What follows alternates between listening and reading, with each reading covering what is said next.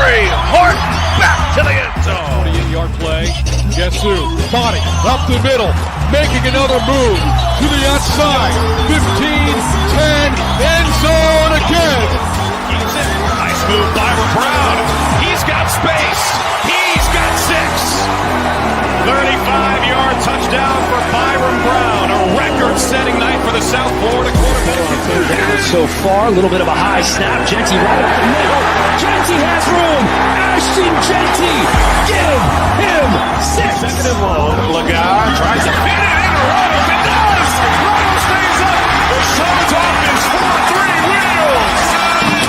Incredible effort for Royals. The G5 Hive. All G5, all the time. Welcome to the G5 Hive Live, where we are excited to bring you the G5 college football coverage you love each and every week. I am Luke, and I'm joined by my co-host, Justice. If you're watching us on YouTube, please hit that like and subscribe button. And if you're watching us on X, please give us a follow, a like, and a retweet. If you're listening to us in podcast form, please rate and review. The G5 Hive merchandise store is now live. Link in the YouTube comments as well as pinned on our X page and here at the bottom of the screen. All right, let's get into the G5 All Sunbelt Conference team. Offense, quarterback, Braylon Braxton Marshall. Running back, Ahmad Hardy, UL Monroe. Running back, Ishmael Mahdi, Texas State, friend of the podcast.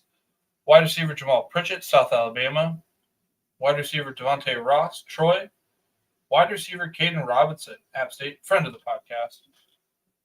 Tight end, Terrence Carter, Louisiana. Offensive tackle, Alex Harkey, Texas State. Offensive tackle, Pat McMurtry. Talked about earlier. Offensive guard, Jax Harrington, Louisiana. Offensive guard, A.J. Gilly, Louisiana. Center, Jacob Bayer, Arkansas State. Kicker, Kenneth Dares. And at Louisiana, I think our biggest debate here was quarterback. Yeah. Who's going to be that quarterback? Braylon Braxton had a good end of the year. You had Woldridge that was playing great for Louisiana, but then got hurt. You had Barnett that had an up and down season. You had Joseph for ODU that had a great end of the season once he took over.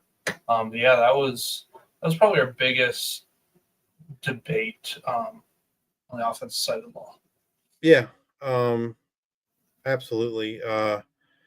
And some of these guys, and this is our all Sun Belt team, not the conferences. I think the conference did give quarterback to Ben Woldridge. Braylon Braxton returns. He just returns for a different team. So this will be 2 years in a row where the one of the top quarterbacks in the Sun Belt transfers to another Sun Belt team. You saw that last year with Jordan McLeod going from JMU to Texas State, and now we see Braylon Braxton go from Marshall down to Southern Miss. Ahmad Hardy is going to be a big loss. He's off to Missouri, but good for him. We were talking earlier about folks using these kind of things to recruit, and it's exactly what UL Monroe's done. They've told recruits, come here and be the next Ahmad Hardy. And a matter of fact, they just got a recent commitment from a recruit, and that's exactly what that recruit said. I don't remember the young man's name. I believe he's a 3-star running back, but he basically said, hey, I'm going to UL Monroe to be the next Ahmad Hardy, and then I'll take my talents to the Power 4. It's basically what he said. I'm going there for a year. I'm going to show out, and I'm going to, follow in Ahmad Hardy's footsteps. It's literally what the kid said. So, absolutely, they're using, teams are using that to their advantage, and you got to, right? Caden Robinson got another year of eligibility. He's going to join because of the JUCO ruling. He's going to join Joey Aguilar out there at UCLA.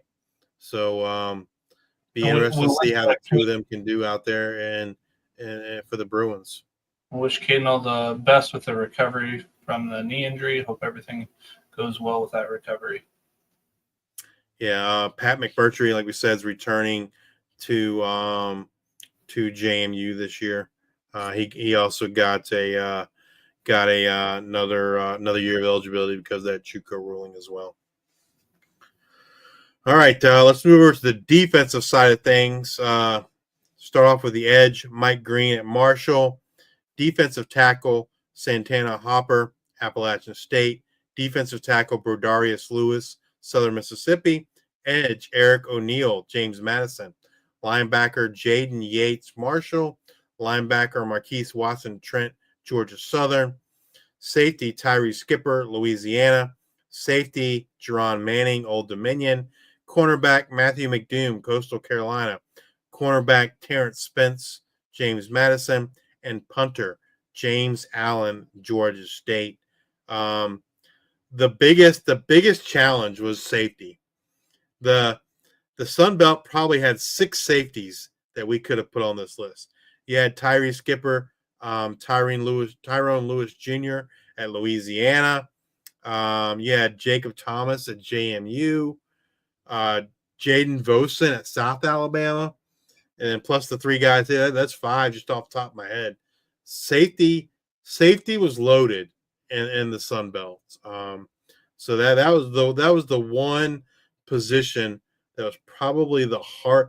That might have been, like, for me, the hardest of any of the ones we did, right? Just because there were so many talented safeties in the Sun Belt, and we could only pick 2. So, yeah, that was definitely the hardest. Mike Green off to the NFL. Eric O'Neill's, I believe, off to Rutgers. Jaden Yates he entered the portal and he committed to a Power 4. I just don't remember which one. I know Marquise Watson Trent committed to Nebraska, I believe.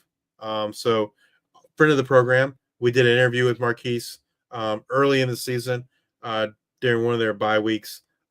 Great kid. So if you're a Nebraska fan and you want to learn more about Marquise Watson Trent, watch our interview with him. We did, I believe it was in September. So yeah, great kid. But yeah, Jerron Manning from Old Dominion off to Mississippi State. So yeah, a lot of these guys had phenomenal seasons, and I've parlayed that into some big time NIL money in the Power 4. All right. The G5 Hive Sun Belt Conference Offensive Player of the Year goes to running back Ahmad Hardy, Louisiana Monroe. Ahmad rushed for 1,351 yards, 13 touchdowns, and had 72 yards on 8 catches this season. He averaged 5.7 yards per carry and had 1,012 yards after contact, which ranked 7th in college football for running backs. He rushed for over 100 yards in 8 games, with 2 games over 200 yards rushing. His season high was 206 yards rushing versus Marshall. He forced 91 missed tackles, which ranked 3rd in college football for running backs, and was responsible for 63 first downs. Congrats, Ahmad, on the phenomenal season. Yeah, I think really the only debate with this might have been Jamal Pritchett, right? The wide receiver from South Alabama. Yep. But as a true freshman to kind of do what Ahmad Hardy did, I mean, he really carried that team. I mean, that team, they leaned on Ahmad hard. He was going to go as far as he could carry him. Had a phenomenal season as a true freshman, and he ended up getting our nod, and now he's off to play in the SEC. So we'll see how he can do against SEC talent at Missouri. But Missouri has a great history of running back production, and be interested. I think Ahmad can keep it going. So yeah, excited to see what he can do in the SEC. He certainly had a phenomenal freshman year, as well as a one of the best offensive players in the Sun Belt this season. In an alternate universe, this could have been Caden Robinson, App State, had the touchdowns came. He just had like incredibly bad touchdown luck where like he only had one touchdown in the season. Obviously, gets hurt at the end of the year. Well, and he got hurt on the touchdown. On the touchdown, yeah. That was when he got hurt. Was on that touchdown catch. So it was just kind of like one of the like he had a great receptions and receiving yards and whatnot, and yeah, it was just lacking the touchdowns. But in an alternate universe, those touchdowns came, and he had a great would have been an elite season, I think. All right. This should come as no surprise, but our Sun Belt Defensive Player of the Year, edge Mike Green Marshall. Michael had 84 tackles, 38 solos, 2 pass defenses, 3 forced fumbles, 1 fumble recovery, 23 tackles for loss, 65 pressures, and 17 sacks with a havoc rate of 16.3%. Mike had a big breakout season in 2024. He finished first in sacks, first in stops, first in tackles for loss, second in havoc rate, and in total pressures. And he's being talked about as a potential first-round draft pick in April for the NFL. Just a phenomenal season. Congratulations, Michael Green. Again, no debate like who this was. He was one of the best players, best defensive players in all of college football, much less in just a G5. Yeah, I think he even had a sack against Billy's team, Ohio State, when the two of them played in September. I think Mike Green did get a sack in that game. So yeah, one of the just a nice guy and one of the better players in all of college football. Absolutely. And that's it for tonight. All right. So heads up for you guys. We're not going to have any live shows for the next 2 weeks. We're still trying to iron out a couple details. Again, we're not going to have a live show next Monday. We figured a lot of people will be tuning into the national championship game. We want to watch it too. So we're going to be watching that national championship game. We're going to hope to maybe have a recording that goes out. I don't know, Justice, if that would go out the 27th. So it would go out. Will it be on that Monday of the championship game? There's a chance that we might have something. Oh, and that'll be the following Monday, the 27th. Okay. Because we were talking about possibly two things. Maybe we haven't confirmed the first one. So for sure, we will have a recorded show coming out on the 27th. We'll be talking with someone that runs an NIL collective, and we're going to talk about the impacts of the house settlement, revenue sharing, NIL, and the impacts that the G5 have seen from that. That will be out on, like I said, Monday the 27th. We'll put it out we'll probably release it that morning. So it'll be on our YouTube channel. Real quick, JT says how many G5 teams now? There were 65 if you did not include Washington State and Oregon State. This year, we're adding Missouri State and Delaware, who will become part of Conference USA. So that kicks us up to 67. And if you want to include Washington State and Oregon State, which that's what they are G5, it would be 69.